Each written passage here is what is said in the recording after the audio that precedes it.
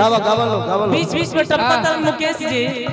काए मुकेश काहे भागता रो आवया काए मुकेश काहे भागता रो भैया ए भैया मुझे गाल नहीं दीजिए पहले ई ना हमें को बात कहता नहीं आप पहले इतना गोर लड़का सामने खड़ा बा इनकर चेहरे करिया बा बाकी तू कहां जाता सुनो कहां बोलेबू हमरा के बनारस पांडेपुर की आशापुर भागी लगा जेबू तो सीन से रहत तो बैठ जी तो कहत रो काहे मुकेश भागत आवा खाली पछ में बोले आवत आगे नहीं बोला तहरा चूतर में बांधल कबूतर हवाई कबूतरों लेके आइल बड़ू का बनारस रे कबूतर लेके आइल बड़ी यही से बाबा इनकर कबूतरवा काने बतनी देखावस तो कबूतर देखम जा तनी हाला क दे हमरे गांव वाले लोग कबूतर देखावेल बड़ी ए हमको बताइए इहनु कहलियो उ कबूतर देखावो तो भैया चित्तर में भैया इनकर पापा जी के छत पर कबूतर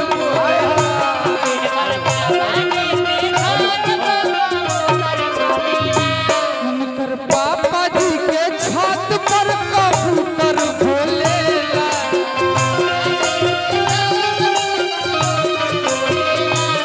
अरे तक कैसे है दिल भर जानी कि दरवाजा खोले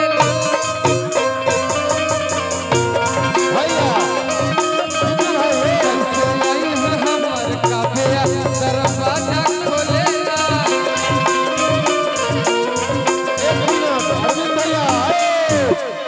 ये हमारा चूतर में कबूतर बनाइल बड़ी बनारस ले हमारे गांव पर बताई सुनी हो गाना में गा दो गावे तो ना वेला ना तोर गलती ना मोर गलती तोरा एथिया में बांध दम जोर गलती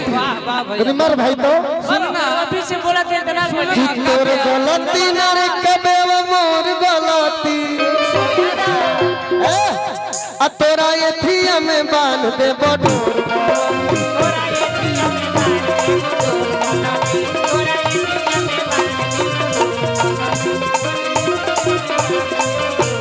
एने ओने करब त चार बोलती अरे इन्हें करब त चार पलटी ज्यादा इसे हम यूट्यूब पे बानी चंदन भैया अरे किए ने ओने करी है त चार पलटी आ तोरा चुपना में बांध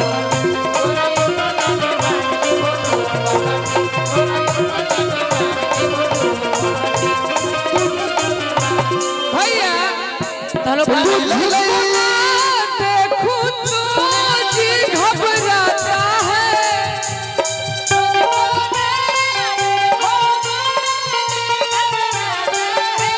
देख के तुझको मुझको हार्ट अटैक आता है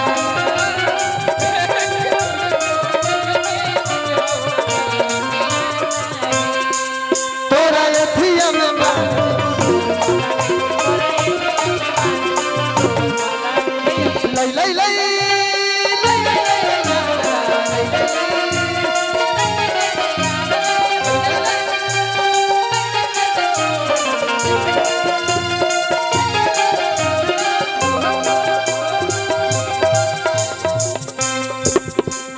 मान ले ले बिया हमके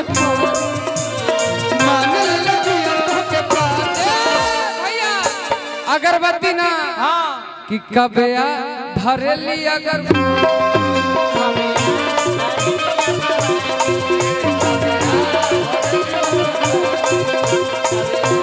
भैया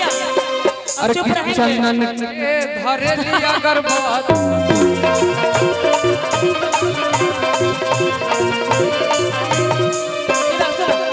हमारा रिश्ता इतना खराब नहीं है कुछ अच्छा गाना गाओ कबे ब्याह से पहले बोला है जहाँ फिक्स है ता फिक्स बने है ना काम ना करने बुझाए जहाँ फिक्स में ता फिक्स बने भीतर में हो अरे बुढ़बा इतना निस्तार किला सुन हमर बात नहीं कहा कबे तू छोट भाई हम मंच पर पनकल जला तू पनक गइल तारा खीस मोर गइल बा नहीं नहीं नहीं कितना निस्तार किला दे बोलिया पता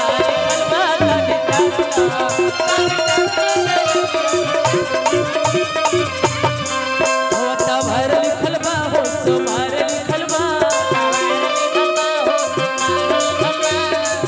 पवन के 10 गो भतार लिखल बा बाबे आगे बहन के भतार हतनी ताका देवली अब का लिखल बा तनी ताका हतनी ताका देवली अब बोले के मौका सुन है ने होली चलता होली हां गाई तो होली में गायब का